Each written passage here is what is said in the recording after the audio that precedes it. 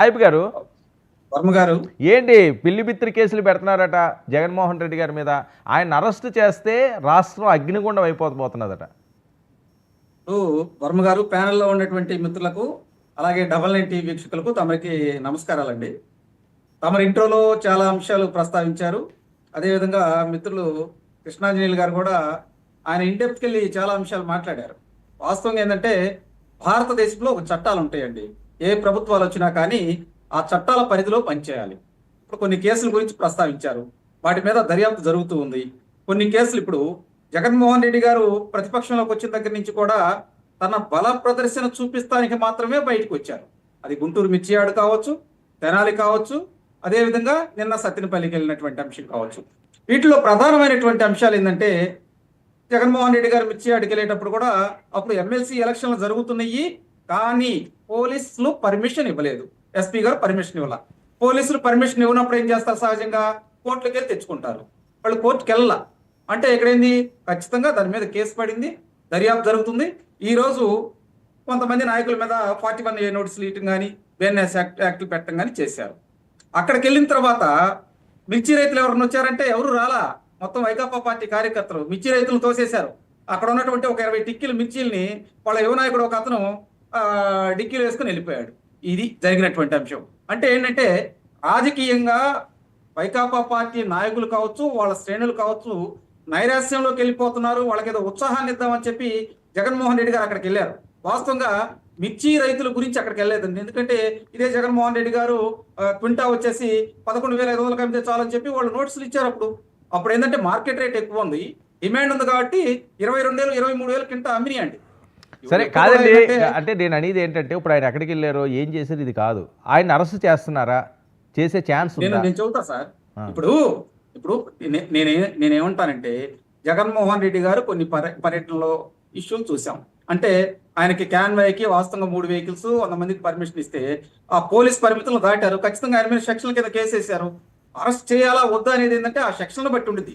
ఇక్కడ ఏంటంటే నిన్న రెండపాళ్ళు వెళ్ళేటప్పుడు చూద్దాం, జగన్మోహన్ రెడ్డి గారు తన ఇంటి దగ్గర నుంచి బయలుదేరి వస్తాటప్పుడు క్యాన్వాయ్ వెహికల్ వాస్తవంగా 3 కాదు 30 వెహికల్స్ ఉన్నాయి. దాంతో పాటు పెద్ద ఎత్తున జన సమీకరణ చేశారు. గుంటూరు దగ్గర ఇష్యూ జరిగింది. ఫస్ట్ ఏమన్నా ఎస్పీ గారు ఏమన్నారంటే అక్కడ వాస్తవం జరిగింది కాదు, ఇంటెలిజెన్స్ వాళ్ళు చెప్పిన దాన్ని బట్టి ఆయన ఈ విధంగా జరిగింది, దాని మీద విచారణ చేస్తున్నాం అన్నారు. వాస్తవంగా ఒరిజినల్ వీడియో ఒకటి వచ్చింది. జగన్మోహన్ రెడ్డి గారు క్యాన్వాయ్ కిందే పడ్డారు. అది ఏ అంటున్నారు, అది ఏ వీడియో అంటున్నారు? ఏమండి ఏ వీడియో అంటున్నారు? అది ఏ కాదండి, ఏ వీడియో అట్టెందుకు వచ్చిందండి? అవుతున్న క్లియర్ కట్ గా ఉంది. అక్కడ సాక్షులు కూడా తీసుకొచ్చారు, వాళ్ళతో కూడా మాట్లాడారు. ఇక్కడ దాంతో పాటు అక్కడ మఫ్తీలో ఉన్నటువంటి పోలీసులు కూడా వచ్చారండి. దీంతో ప్రధానంగా ఏంటంటే ఇటువంటి ఇందాక కృష్ణాంజనేయులు గారు అన్నట్టు ఏమన్నా అనుమానాలు ఉంటే జడ్జి గారి దగ్గరికి వెళ్ళినప్పుడు ఫోరెన్సిక్ పంపిస్తారు, అన్ని ఓకే. కానీ ఇక్కడ ఏంటంటే మోటార్ యాక్ట్ రూల్ ఒకటి ప్రకారం, అదేవిధంగా పోలీసుల యొక్క వాళ్ళు ఇచ్చినటువంటి రూల్స్ ను ఒబే చేసి వెళ్ళిపోయారు. కాబట్టి దీని మీద పలు సెక్షన్ల కింద కేసులు వచ్చినాయి.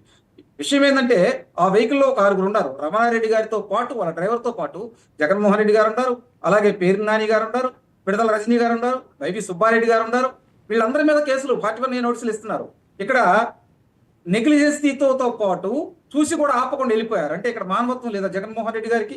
అసలు పర్మిషన్ లేవండి. ఖచ్చితంగా దీని మీద అరెస్ట్ చేసేటువంటి అవకాశం ఉంది. బిఎన్ఎస్ యాక్ట్ తో పాటు 41A నోటీస్ బెజవాడలో భారీగా బందోబస్తులు అవి ఏర్పాటు చేస్తున్నారా? ఆ తాడేపల్లిగూడెం జగన్మోహన్ రెడ్డి గారి ఇంటి పరిసర ప్రాంతాలంతా వైసీపీ శ్రేణులంతా రాష్ట్రం నలుమూల నుంచి తరలి వస్తారట ఒకవేళ అదే కానీ జరిగితే? మనండి ఏముంది, ఇబ్బంది ఏముంది? ఇప్పుడు మేమేం చేసినా చట్ట ప్రకారం వెళ్తున్నామండి. మాకై మేము చట్టాలు రూపొందించాం కదా. అక్కడ ఉన్న పోలీసులు పెట్టినటువంటి చట్టాలు అదే విధంగా కోర్టులో ఉన్నటువంటి చట్టాల పరిధిలోనే ఉంటాయి. బిఎన్ఎస్ యాక్ట్ కానీ సిఆర్పిసి యాక్ట్లు కానీ ఈ 41 నోటీసులు ఇచ్చేటప్పుడు ఏంటంటే వాళ్ళ దగ్గర నుంచి వివరణ కోరుతూ ఉన్నారు. వీళ్ళు పదే బయటకు వచ్చేసి ఇక్కడ వీళ్ళ వ్యాఖ్యలు ఎట్టా ఉంది అంటే వాళ్ళ శ్రేణులు ఉత్తేజపరచడానికి సినిమా డైలాగులు పెట్టి రెచ్చగొట్టే విధంగా చేస్తూ ఉన్నారు. నేను రెండపాళ్ళు వెళ్ళేటప్పుడు సెంగయ్య ఒకడే కాదండి, అక్కడికి వెళ్ళిన తర్వాత వాళ్ళ కార్యకర్త ఒక అతను చనిపోయాడు. అదే విధంగా ఒక అతను అంబులెన్స్ లో తీసుకొచ్చేటప్పుడు ఆటంకం కలిగింది. 22 ఏళ్ల యువకుడు చనిపోయాడు. ఇవన్నీ ఉన్నాయి. వీటితో పాటు చాలా పలు కీలకమైనటువంటి కేసులు. మీకు బిఎన్ఎస్ యాక్ట్ లో ఎట్లా ఉండిద్దంటే 105, 106 కేసులు ఇక్కడ ఆల్రెడీ మెన్షన్ చేశారు బిఎన్ఎస్ లో. దాంతో పాటు సిఆర్పి సెక్షన్ల కింద పలు సెక్షన్లు పెట్టారు. ఇవన్నీ ఎలా ఉంటాయంటే 41A నోటీసులు ఇచ్చిన తర్వాత పోలీసులు వాళ్ళు సంతృప్తి పడలేదనుకోండి, ఖచ్చితంగా అరెస్ట్ చేస్తారు. అది జగన్మోహన్ రెడ్డి గారు కావచ్చు. అంటే నేను అరెస్ట్ చేస్తే అగ్నిగుండం అంటున్నారు, బెజవాడ సేఫేనా? అగ్నిగుండం ఇవన్నీ కాదండి. హ్మ్. ఇక్కడ జగన్మోహన్ రెడ్డి అనేటువంటి వ్యక్తి భయపడుతూ వెళ్తూ ఉన్నాడు. ఇక్కడ మీరు చూడండి, రెంటపాళ్ళు వెళ్ళేటప్పుడు 5 రోజుల ముందలే సరే కాదు, ఆ, అవన్నీ వద్దండి, గతం వద్దండి. నేను అడిగిన దాన్ని స్ట్రైట్గా సమాధానం చెప్పండి. లా అండ్ ఆర్డర్ అంతా కూడా మీ చేతుల్లో ఉందా? ఒకవేళ అదే కానీ జరిగితే, మీరు అన్నట్లుగా అరెస్ట్ అయితే ఖచ్చితంగా వాళ్ళు శ్రేణులు ఉంటారు కాబట్టి అడావుడి చేస్తారు. ఇప్పుడు చంద్రబాబు నాయుడు గారు అరెస్ట్ అయినప్పుడు చేయలేదా? ఆ రకంగా ఉంటుంది కాబట్టి అది సేఫేనా బెజవాడ అంటున్నాను. నాకు దానికి వర్మ స్ట్రైట్గా గారు ఆన్సర్ చెప్పండి. వర్మ గారు ఆ. ఇప్పుడు చట్టపరంగా ప్రభుత్వానికి ఇక్కడ శాంతి